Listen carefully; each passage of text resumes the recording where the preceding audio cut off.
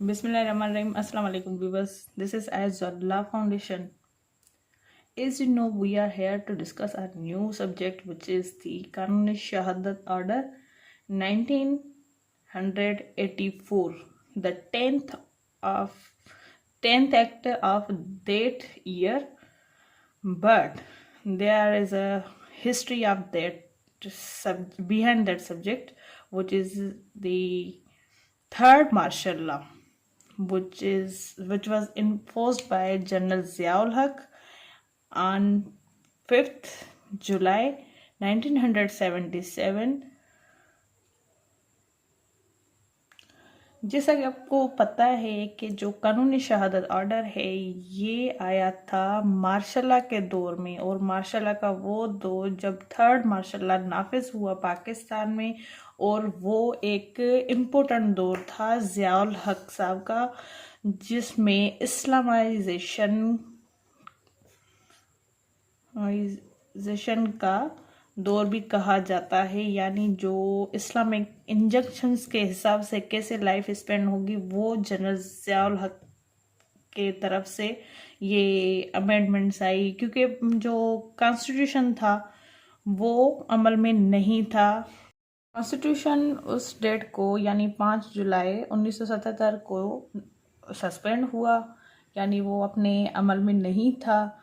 तो ये जो कानूनी शहादत ऑर्डर है ये पास हुआ था 28 अक्टूबर 1984 को, लेकिन इसका जो इन्फोर्समेंट है ना वो 5 जुलाई से ही कंसिडर होगा, जब वो मार्शल लॉ नाफिज हुआ था, थर्ड मार्शल लॉ पाकिस्तान में। तो इसका जो नाफिजुल अमल है कानूनी शहादत का, ये 5 जुलाई से ही कंसिडर होगा। वो हम इसके जब वो कमेंसमेंट और इसका टाइटल वगैरह जब आर्टिकल फर्स्ट वगैरह पढ़ेंगे तभी हमें पूरा क्लियर हो जाएगा, लेकिन ये थोड़ा हिस्टोरिकल बैकग्राउंड मैंने आपको बताया। ठीक है, ये 28 अक्टूबर को पास हुआ था 1984 को, और इसका जो मेन हिस्ट्री में किरदार है, तो इसके आने से पहले जब भी कोई कार्रवाई होती थी कोर्ट की, तो एविडेंस के लिए एक एक्ट मौजूद था जिसका नाम था इंडियन एविडेंस एक्ट 1872, जिसको रिप्लेस करके और उसको थोड़ा रिवाइज करके अमेंडमेंट करके जो है ना ये QSO यानी कानूनी शहादत ऑर्डर जो है ना ये लाया गया, और इसको रीफॉर्मुलेट किया गया एविडेंस एक्ट को। तो ये जो एविडेंस एक्ट था ये कॉमन लॉ प्रिंसिपल्स यानी UK के बनाए हुए कानून के तर्ज के मुताबिक ये बना हुआ था कि जो एविडेंस हैं वो कैसे होंगे उस दौर के हिसाब से, यानी एविडेंस एक्ट 1872 के मुताबिक कॉमन लॉ प्रिंसिपल्स जो इसमें दिए गए थे एविडेंस के लिए, शवाहिद के लिए, जो सबूत वगैरह हैं, गवाहियाँ, उनको मद्देनजर रखते हुए वो इस एक्ट के हिसाब से लिए जाते थे QSO से पहले। ठीक है, लेकिन जो QSO है ना उसमें मेन चीज़ ये है, क्योंकि इस्लामाइजेशन का दौर था, तो इसमें जो है ना QSO को यानी इंडियन एविडेंस एक्ट को अमेंड करके रिप्लेसमेंट में लाया गया QSO, और उसमें जो मेन चीज़ थी, जो चेंजेस वगैरह हुए वो किस चीज़ के हुए, कॉमन लॉ को निकाल के इस्लामिक प्रिंसिपल्स को यूज़ किया गया, यानी जो इस्लामी हिदायत और उसूल हैं उनको उसमें ऐड किया गया कि शवाहिद वगैरह कैसे होंगे, गवाहियाँ कैसे ली जाएंगी, सबूत कैसे इकट्ठा किए जाएंगे, वो होंगे कुरान और सुन्नत के मुताबिक। ठीक है, यानी जो कुरान में और सुन्ना में जो इसका बताया गया है मुस्लिम पॉइंट ऑफ व्यू से, इस्लामिक इंजंक्शंस के हिसाब से, उस हिसाब से इसको रिप्लेसमेंट की गई। एविडेंस एक्ट 1872 की वो चेंज हुआ QSO में, जो कानूनी शहादत ऑर्डर है 1984 का। सही है, अब इसका क्राइटेरिया क्या है और इसके फीचर्स क्या हैं, यानी ये किस चीज़ के लिए यूज़ होता है, जो QSO है या फिर इंडियन एविडेंस एक्ट है, नाम से ही पता है, लेकिन इसमें थोड़ा मेन फीचर्स जो हैं वो भी मैं आपको बताते जाऊँ। क्राइटेरिया इसका ये है कि जो एविडेंस है है तो एविडेंस के हिसाब से ही, यानी जो एविडेंस हैं वो कैसे होंगे, क्या होंगे, तो उनकी रिलेवेंसी देखी जाएगी कि कौन चीज क्या इसमें लिंक्ड है किसी भी इवेंट में, और कोई चीज क्या डिस्कनेक्ट है। ठीक है, ये चीजें देखी जाएंगी, सही और गलत, यानी इसका रेलेवेंसी इस इवेंट से है या नहीं है। ठीक है, एडमिसिबिलिटी जो है इसमें यह है कि क्या चीज जो है काबिल कबूल है और क्या चीज काबिल कबूल नहीं है। ठीक है, रिलायबिलिटी यानी किस पे वो चीज जो है इम्पैक्ट डालेगी, यानी जो बर्डन ऑफ प्रूफ किसके ऊपर होगा, कौन देगा शवाहिद वगैरह, कौन ये एविडेंस लाएगा, ये रिलायबिलिटी है। उसके बाद इसका इम्पैक्ट जो है हाउ फैक्ट्स आर प्रेजेंट, जो फैक्ट्स इसमें एविडेंस के हिसाब से वो पेश कैसे किए जाते हैं, कैसे टेस्ट होंगे, यानी उनको कैसे देखा जा सकता है कि कौन गवाही दे सकता है कौन नहीं दे सकता, ये इसमें बताया गया है। और इसमें जो है ना ये सबूत जो हैं कोर्ट में प्रूव कैसे होते हैं। ठीक है, ये हैं इसके मेन फीचर्स, यानी एविडेंस की relevancy, admissibility, reliability, present, tested or proven in court. ठीक है, कि पेश कैसे हुआ और कौन दे सकता है कौन नहीं दे सकता, और प्रूव होते हैं या नहीं होते। ठीक है, ये चीजें भी देखी जाएंगी कि कौन सी चीज प्रूव है कौन सी चीज प्रूव नहीं है कोर्ट में ड्यूरिंग प्रोसीडिंग्स। ठीक है, लेकिन वो होगा किस हिसाब से, कुरान एंड सुन्नत के हिसाब से, QSO। ठीक है, अब इसके जो मेन चीजें हैं, इसके 3 पार्ट्स हैं। कानून शहादत ऑर्डर 1984 के 3 पार्ट्स हैं जो कि डिवाइडेड हैं चैप्टर्स में। वो चैप्टर्स हैं 13 और इसके 166 आर्टिकल्स हैं। वैसे जो भी हम एक्ट वगैरह पढ़ते हैं उसमें हम सेक्शन कहते हैं, लेकिन यहाँ पे जो इनके वो नंबरिंग वाले कोडिफिकेशन है उसको हम आर्टिकल कह के मुखातिब होंगे। सही है, ये था इसका शॉर्ट सा इंट्रोडक्शन कानूनी शहादत ऑर्डर का, जो स्टार्ट हुआ था 28 अगस्त 1984 को पास हुआ, बट इसका जो नाफिजुल अमल है वो 5 जुलाई से कंसिडर किया गया। बट इसका हम प्रीएम्बल देखते हैं, जो शुरुआत है इसकी वो क्या कहती है।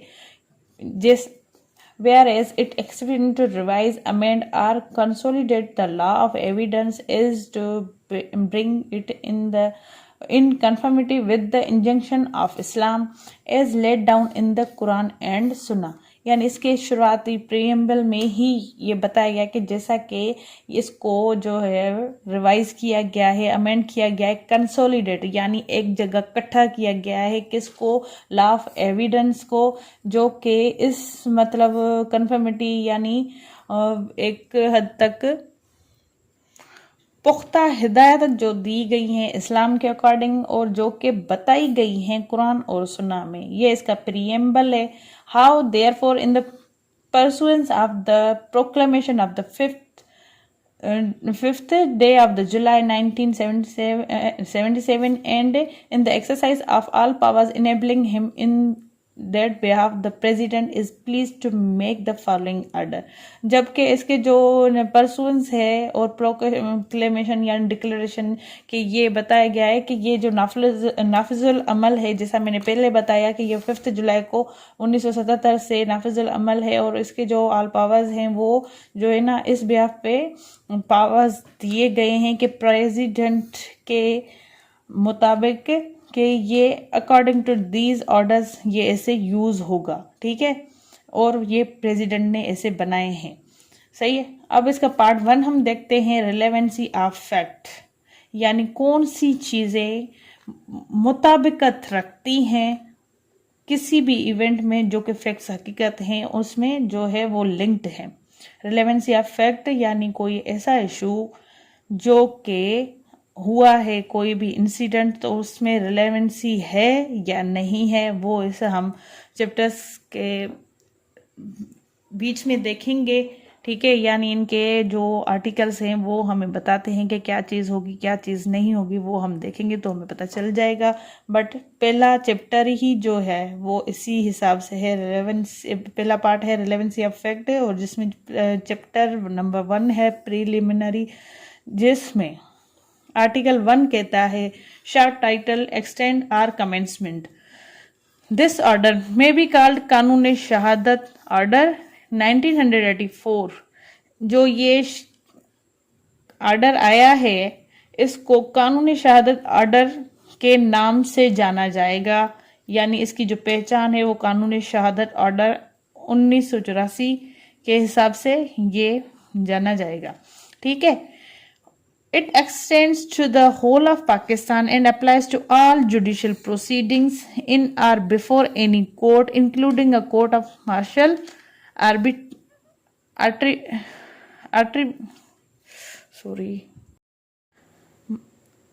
tribunal or other authority exercising judicial or quasi judicial power of jurisdiction but does not apply to proceeding before an arbitrator।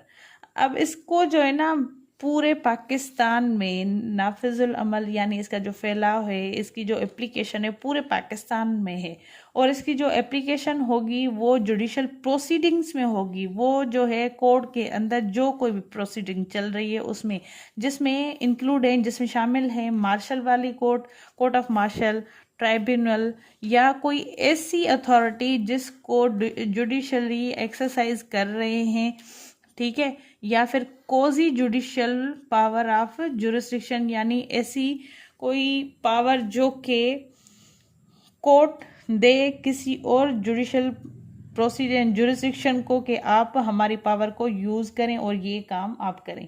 ठीक है, क्योंकि मसले तो होते हैं लेकिन कोई किसी हद में होता है, कोई किसी हद में, तो जो काम को हल्का करने के लिए यानी बर्डन को कम करने के लिए ये चीज़ें भी quasi judicial powers of jurisdiction भी होता है एक, तो ये भी जुरिस्डिक्शन वगैरह पावर को यूज़ करके उसमें भी क्यूएसओ ऑर्डर यूज़ होगा। बट ये जो है ना अप्लाई नहीं होगा किन प्रोसीडिंग्स में, जो के आर्बिट्रेटर यानी जो सालिस है ना उसके प्रोसीडिंग्स में क्यूएसओ का कोई भी किरदार नहीं है, यानी ये क्यूएसओ वहाँ पे यूज़ नहीं होगा। बाकी जो भी ट्राइब्यूनल हैं, जुडिशियल प्रोसीडिंग से, कोर्ट ऑफ मार्शल की प्रोसीडिंग से, जो कॉजी जुडिशियल पावर्स ऑफ जुरिस्डिक्शन है, उसमें भी सारी चीज़ें में सिर्फ आर्बिट्रेटर में यूज़ नहीं होंगे। ठीक है, अब थर्ड इसका जो सब आर्टिकल है वो कहता है it shall come into force at once. ये बस एक ही दफ़ा अमल में आया, उसके बाद ना इसकी कोई सस्पेंशन है ना कोई अमेंडमेंट्स तो खैर होती हैं लेकिन वो भी इस्लामिक इंजंक्शंस के हिसाब से। ठीक है, ये एक ही दफ़ा अमल में आया है, उसके बाद इसको कोई मतलब नहीं, यानी ये अमल में चलता रहेगा। सही है, ये था इसका आर्टिकल नंबर 1।